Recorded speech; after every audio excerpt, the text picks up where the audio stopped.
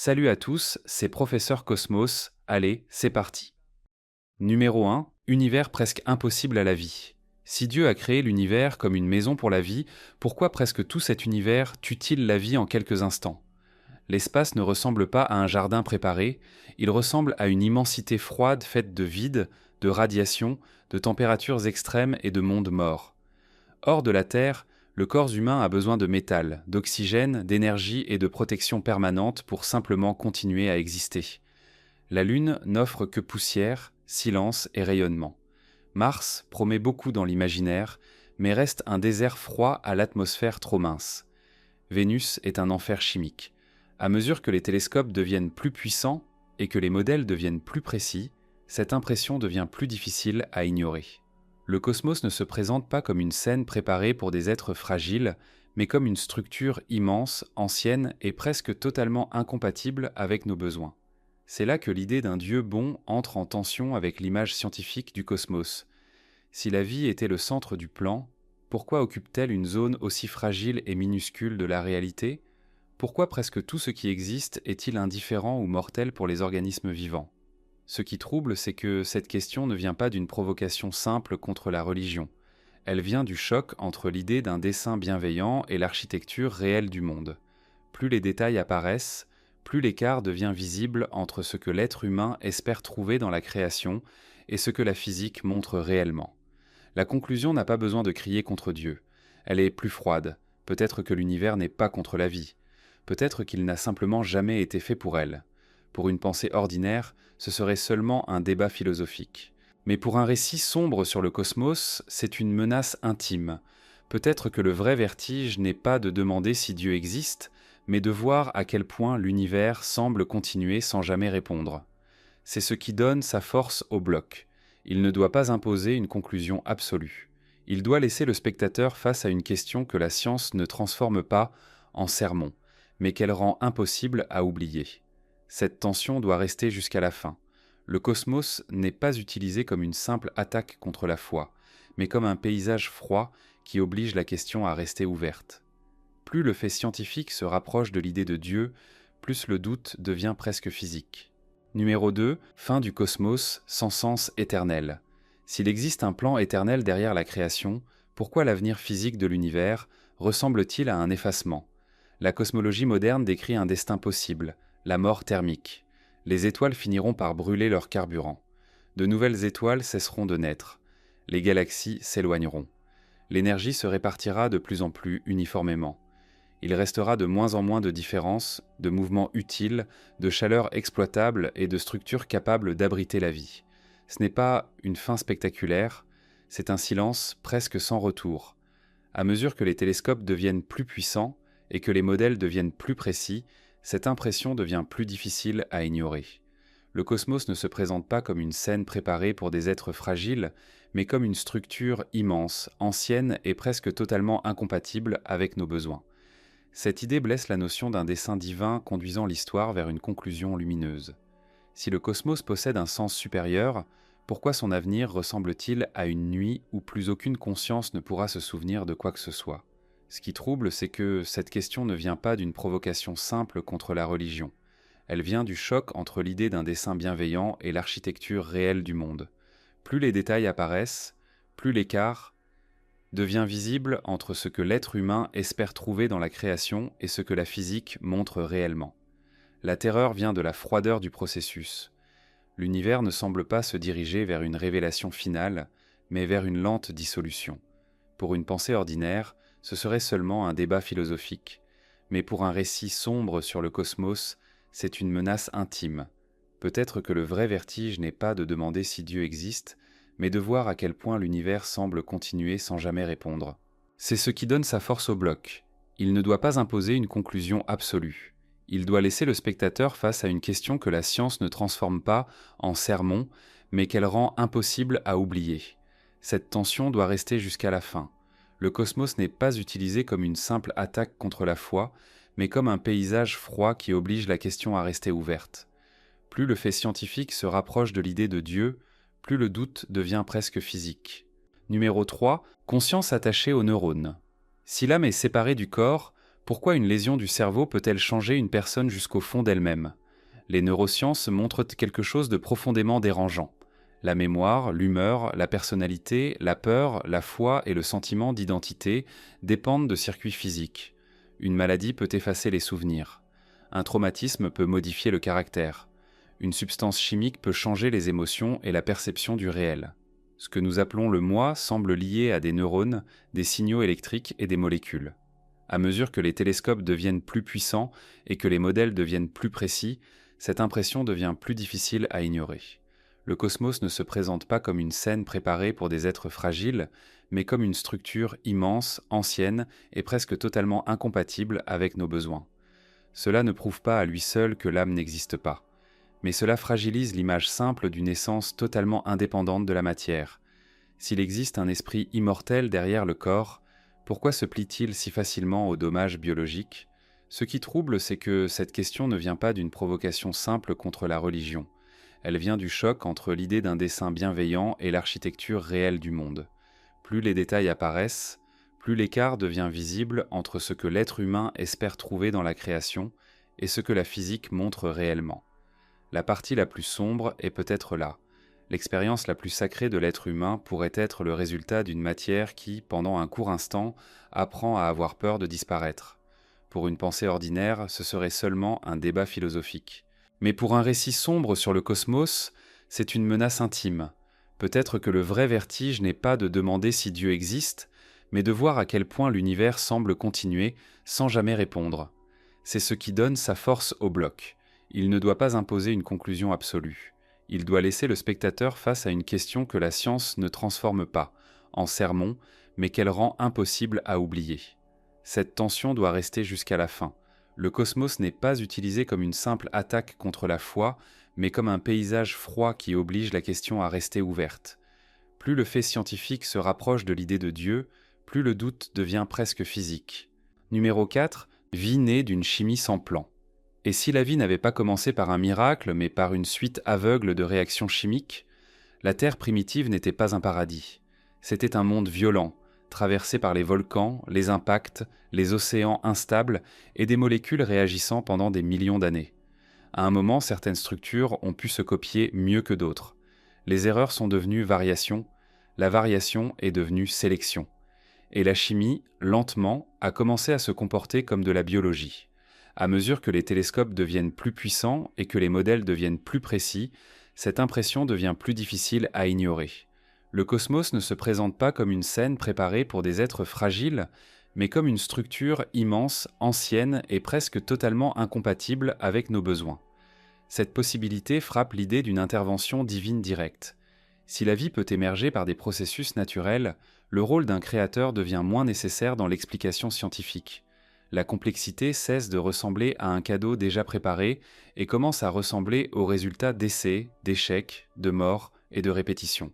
Ce qui trouble, c'est que cette question ne vient pas d'une provocation simple contre la religion. Elle vient du choc entre l'idée d'un dessein bienveillant et l'architecture réelle du monde. Plus les détails apparaissent, plus l'écart devient visible entre ce que l'être humain espère trouver dans la création et ce que la physique montre réellement. La peur ne vient pas du fait que la science possède toutes les réponses. Elle ne les possède pas. La peur vient de la direction dans laquelle les réponses semblent avancer. Pour une pensée ordinaire, ce serait seulement un débat philosophique. Mais pour un récit sombre sur le cosmos, c'est une menace intime. Peut-être que le vrai vertige n'est pas de demander si Dieu existe, mais de voir à quel point l'univers semble continuer sans jamais répondre. C'est ce qui donne sa force au bloc. Il ne doit pas imposer une conclusion absolue. Il doit laisser le spectateur face à une question que la science ne transforme pas en sermon, mais qu'elle rend impossible à oublier. Cette tension doit rester jusqu'à la fin. Le cosmos n'est pas utilisé comme une simple attaque contre la foi, mais comme un paysage froid qui oblige la question à rester ouverte. Plus le fait scientifique se rapproche de l'idée de Dieu, plus le doute devient presque physique. Numéro 5. Catastrophe comme moteur du monde. Le cosmos crée, mais si l'on mais il crée souvent en détruisant. Les éléments du corps humain sont nés dans les étoiles et les explosions. Les systèmes planétaires se forment par collision, gravité et feu. Les supernovas ensemencent l'espace mais peuvent aussi stériliser des mondes. Les astéroïdes peuvent ouvrir des chemins évolutifs et en même temps effacer des espèces entières. La beauté de l'univers est mêlée à une violence qui ne demande aucune permission. À mesure que les télescopes deviennent plus puissants et que les modèles deviennent plus précis, cette impression devient plus difficile à ignorer. Le cosmos ne se présente pas comme une scène préparée pour des êtres fragiles, mais comme une structure immense, ancienne et presque totalement incompatible avec nos besoins. Si Dieu a dessiné la création comme une harmonie, pourquoi son mécanisme le plus fréquent ressemble-t-il à une catastrophe ? Pourquoi la vie dépend-elle des cadavres d'étoiles, des collisions et de la disparition de mondes plus anciens ? Ce qui trouble, c'est que cette question ne vient pas d'une provocation simple contre la religion. Elle vient du choc entre l'idée d'un dessein bienveillant et l'architecture réelle du monde. Plus les détails apparaissent, plus l'écart devient visible entre ce que l'être humain espère trouver dans la création et ce que la physique montre réellement. L'idée la plus sombre est que le cosmos ne détruit pas pour créer du sens. Il transforme simplement la matière. La vie ne serait qu'un motif temporaire apparu dans ce broyage immense. Pour une pensée ordinaire, ce serait seulement un débat philosophique. Mais pour un récit sombre sur le cosmos, c'est une menace intime. Peut-être que le vrai vertige n'est pas de demander si Dieu existe, mais de voir à quel point l'univers semble continuer sans jamais répondre. C'est ce qui donne sa force au bloc. Il ne doit pas imposer une conclusion absolue. Il doit laisser le spectateur face à une question que la science ne transforme pas en sermon, mais qu'elle rend impossible à oublier. Cette tension doit rester jusqu'à la fin. Le cosmos n'est pas utilisé comme une simple attaque contre la foi, mais comme un paysage froid qui oblige la question à rester ouverte. Plus le fait scientifique se rapproche de l'idée de Dieu, plus le doute devient presque physique. Numéro 6. L'humain comme poussière galactique. L'ancienne intuition humaine nous plaçait au centre. L'astronomie moderne a retiré ce confort couche après couche. La Terre n'est pas le centre. Le Soleil est une étoile ordinaire. La Voie lactée n'est qu'une galaxie parmi des milliards. La lumière de régions lointaines a voyagé pendant des ères avant que les humains existent. Certaines zones du cosmos nous seront peut-être à jamais inaccessibles. Face à cette échelle, l'histoire humaine devient presque invisible. À mesure que les télescopes deviennent plus puissants et que les modèles deviennent plus précis, cette impression devient plus difficile à ignorer. Le cosmos ne se présente pas comme une scène préparée pour des êtres fragiles, mais comme une structure immense, ancienne et presque totalement incompatible avec nos besoins. Cela touche directement l'idée que l'être humain serait le centre d'un plan divin. Si nous sommes la partie principale de la création, pourquoi existe-t-il un univers si vaste que presque tout n'aura jamais aucun rapport avec nous ? Ce qui trouble, c'est que cette question ne vient pas d'une provocation simple contre la religion. Elle vient du choc entre l'idée d'un dessein bienveillant et l'architecture réelle du monde. Plus les détails apparaissent, plus l'écart devient visible entre ce que l'être humain espère trouver dans la création et ce que la physique montre réellement. La peur n'est pas seulement d'être petit, elle est de comprendre que cette petitesse ne cache peut-être pas une grande mission. Pour une pensée ordinaire, ce serait seulement un débat philosophique. Mais pour un récit sombre sur le cosmos, c'est une menace intime. Peut-être que le vrai vertige n'est pas de demander si Dieu existe, mais de voir à quel point l'univers semble continuer sans jamais répondre. C'est ce qui donne sa force au bloc. Il ne doit pas imposer une conclusion absolue. Il doit laisser le spectateur face à une question que la science ne transforme pas en sermon, mais qu'elle rend impossible à oublier. Cette tension doit rester jusqu'à la fin. Le cosmos n'est pas utilisé comme une simple attaque contre la foi, mais comme un paysage froid qui oblige la question à rester ouverte. Plus le fait scientifique se rapproche de l'idée de Dieu, plus le doute devient presque physique. Numéro 7. Silence du ciel sans réponse divine. Le son le plus inquiétant de l'univers est peut-être son silence. Nous cherchons des signaux, analysons des planètes, écoutons les ondes radio, imaginons des civilisations anciennes, pourtant aucune réponse claire n'arrive. Le paradoxe de Fermi pose la question. Si le cosmos est si grand, où sont les autres ? Peut-être que la vie est rare, peut-être que les civilisations meurent vite, peut-être que les distances sont trop grandes. Chaque réponse est sombre. À mesure que les télescopes deviennent plus puissants et que les modèles deviennent plus précis, cette impression devient plus difficile à ignorer. Le cosmos ne se présente pas comme une scène préparée pour des êtres fragiles, mais comme une structure immense, ancienne et presque totalement incompatible avec nos besoins. Dans beaucoup de traditions, le ciel symbolisait la réponse divine, mais le ciel scientifique se comporte comme une immensité sans voix. Si l'univers est rempli de sens, pourquoi semble-t-il si muet devant une espèce qui demande des signes depuis le début de son histoire? Ce qui trouble, c'est que cette question ne vient pas d'une provocation simple contre la religion. Elle vient du choc entre l'idée d'un dessein bienveillant et l'architecture réelle du monde. Plus les détails apparaissent, plus l'écart devient visible entre ce que l'être humain espère trouver dans la création et ce que la physique montre réellement. La version la plus sombre n'est pas que nous soyons seuls, c'est que le silence ne cache peut-être aucun message. Pour une pensée ordinaire, ce serait seulement un débat philosophique. Mais pour un récit sombre sur le cosmos, c'est une menace intime. Peut-être que le vrai vertige n'est pas de demander si Dieu existe, mais de voir à quel point l'univers semble continuer sans jamais répondre. C'est ce qui donne sa force au bloc. Il ne doit pas imposer une conclusion absolue. Il doit laisser le spectateur face à une question que la science ne transforme pas en sermon, mais qu'elle rend impossible à oublier. Cette tension doit rester jusqu'à la fin.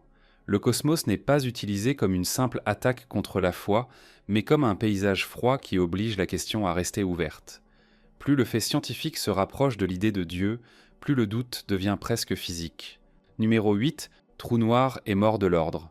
Les trous noirs ressemblent à des régions où l'univers cesse d'être lisible. Tout ce qui franchit l'horizon des événements perd le chemin du retour. La lumière ne s'échappe pas.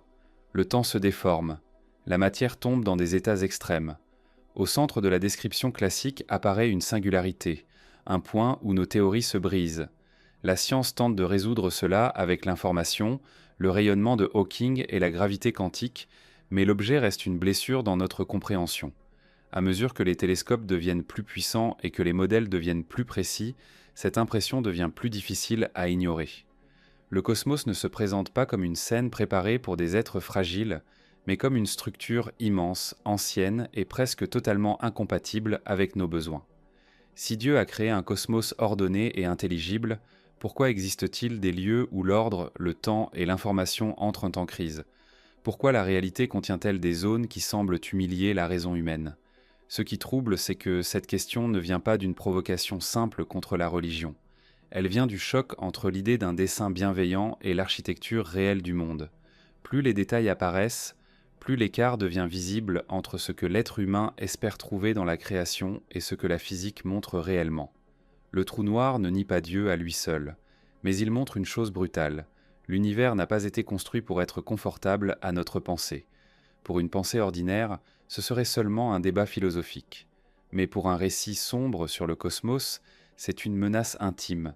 Peut-être que le vrai vertige n'est pas de demander si Dieu existe, mais de voir à quel point l'univers semble continuer sans jamais répondre.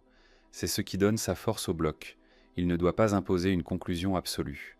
Il doit laisser le spectateur face à une question que la science ne transforme pas en sermon, mais qu'elle rend impossible à oublier. Cette tension doit rester jusqu'à la fin.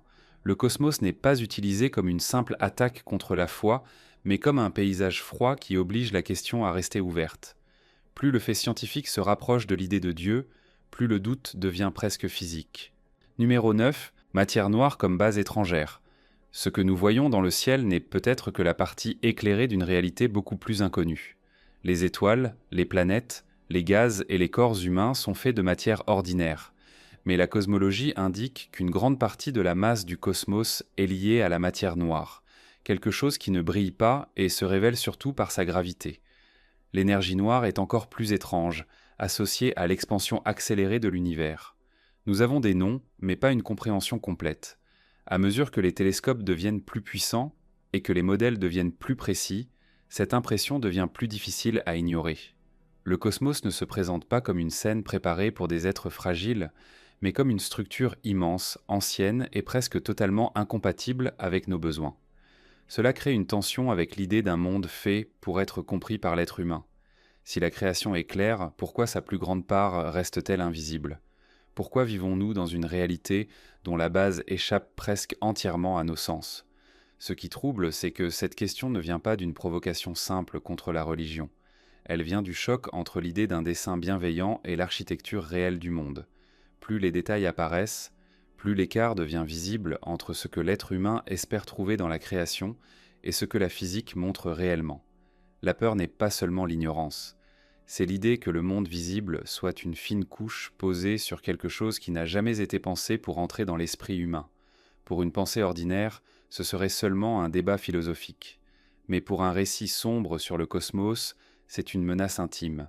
Peut-être que le vrai vertige n'est pas de demander si Dieu existe, mais de voir à quel point l'univers semble continuer sans jamais répondre. C'est ce qui donne sa force au bloc. Il ne doit pas imposer une conclusion absolue. Il doit laisser le spectateur face à une question que la science ne transforme pas en sermon, mais qu'elle rend impossible à oublier. Cette tension doit rester jusqu'à la fin. Le cosmos n'est pas utilisé comme une simple attaque contre la foi, mais comme un paysage froid qui oblige la question à rester ouverte. Plus le fait scientifique se rapproche de l'idée de Dieu, plus le doute devient presque physique. Numéro 10. Cosmos indifférent sans dessein. L'idée la plus effrayante n'est pas que l'univers soit mauvais. Le mal au moins vous remarque. Le cosmos scientifique paraît plus froid, indifférent. Les étoiles naissent et meurent sans intention morale. Les astéroïdes ne ressentent aucune faute. Les radiations ne respectent pas la douleur. La gravité ne répond pas aux prières. La Terre pourrait disparaître et la galaxie continuerait presque comme avant.